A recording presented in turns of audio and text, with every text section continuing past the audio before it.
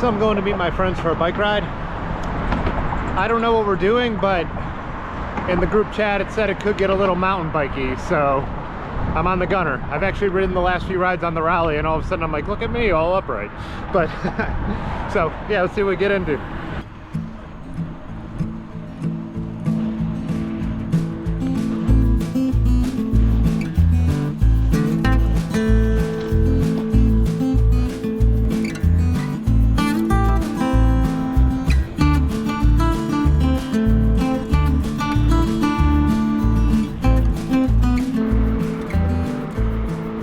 Last time I rode this bike was at Lake Milton mountain biking, and I had let some pressure out of the tires while we were out on the trail. I had too much in there, bouncing around too much. I didn't check it tonight, I just took off. I'm curious, how do you guys calculate your tire pressure? Do you use an online app, website, whatever, or do you give it the old squeeze test? What's your method? How often do you check? How often do you change tire pressures? Let me know in the comments down below. I'm usually a little more on top of it, but sometimes, like with my gravel bike on 44s, I squeeze it before I go. I'm like, it's good enough. I know it's in there. Use my little pincers.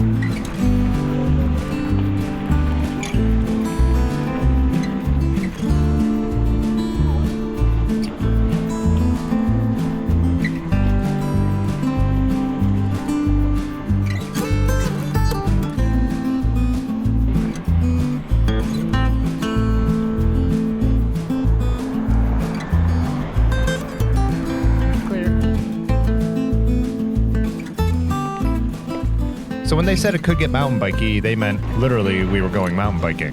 Here we are at Hampton Hills, that's where we rode to. I was glad we came out here. I just haven't done that much mountain biking this year for some reason, after last year doing a ton of it. So I was excited to be out here, and plus I do need to get a little bit of practice and get my mojo back, as we're doing a pretty decent mountain bike trip coming up in a couple weeks. I made a video a couple weeks ago with the title, Do You Need an ATB? Which stands for All Terrain Bikes. Led to a good discussion. I actually had no voiceover in the video. I just showed us riding this bike and gravel bikes and all kinds of bikes, just all in the industrial gravel stuff and all the cuts we do. But one of the things to me is I don't really care what you call the bikes. It's hard to really, the definitions between what an ATB, mountain bike, gravel bike, they're all those lines are blurred. It's all a matter of opinion. I guess to me a gravel bike usually has slightly narrower tires and drop bars, something that, you know, I'd consider you can race on. Maybe that could be a definition of it, but it doesn't really matter. My ATB, I consider my Gunner because it's got 55 mil tires and these sweep bars, so just a little more all-terrain. But the things I didn't say in that video are things I've basically said a lot of times on this channel. It's why I love this bike. It's because I could ride it to the trails and ride the trails and be pretty comfortable.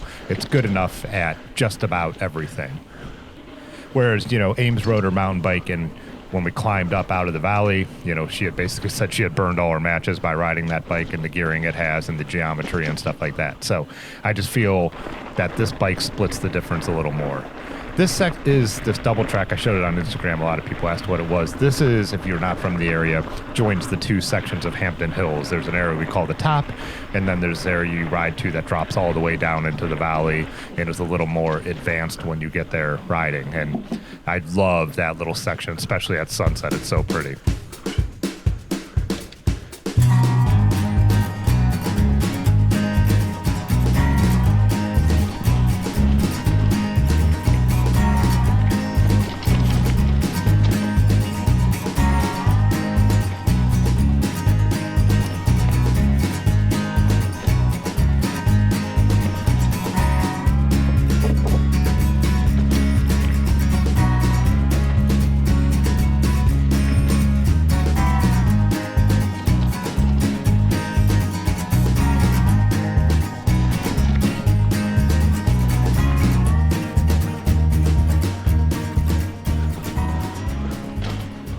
I'm an average mountain biker at best, but my friends had already dropped me a little bit, but then they really dropped me because I dropped my chain. So this bike is a little bit of a Frankenstein group set, so I do usually pay a little bit of attention when I'm dropping from the big ring to the small ring. Yes, I love 2x, and I'm going to stick by the 2x, but yeah, using a different derailleur and shifters, if I don't pedal pretty gently when I shift it, I can throw the chain or get it hung up once in a while.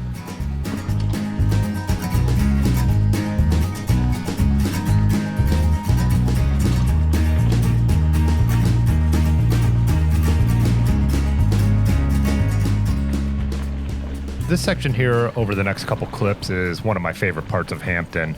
It's fairly straight, but it drops pretty good, and just this little up and down, when you're hitting it right, you can really build up a lot of speed. It's just an absolute blast to ride. It's why I love Hampton. I've said it before, I'm a huge fan of machine-built flow trails, and that's what this is. And yeah, just one of my favorite places to go mountain biking, especially being a little bit, you know, as you can consider underbiked, full rigid, and all that kind of thing.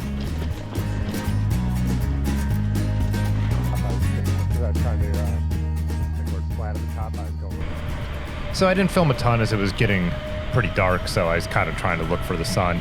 We did descend down into this little ravine and then ride into the back of this neighborhood. We've had a huge flood here a few weeks ago, and we kind of wanted to see. This neighborhood usually gets hit pretty bad, and there's a back way in that leads to this really, really cool gravel climb up out of the valley.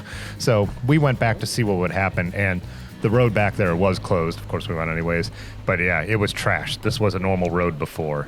I did not film the climb up out on the gravel road, as that was so washed out and it's such a tough climb anyways, and now when you had to constantly be picking a line and with it getting dark, I didn't film it. It was still a lot rideable, but much slower. So we did descend down into the valley, and then we went and got dinner, but I didn't film any of that. It was already getting dark and late, so that was kind of the end of the ride. Just a good ride that mixed in some mountain biking and some real good hill bombs like this.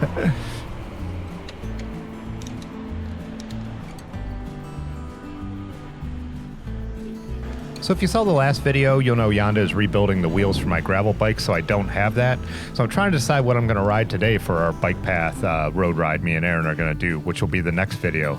I also have to say, Hodag is going on up in the Northwoods right now, and we didn't have the resources to go this year, having major FOMO watching people's Instagram stories. But so the video I'll link right here on the end screen is last year's Hodag, so check it out. Please like this video, subscribe to the channel. I'll see you in the next one. Peace.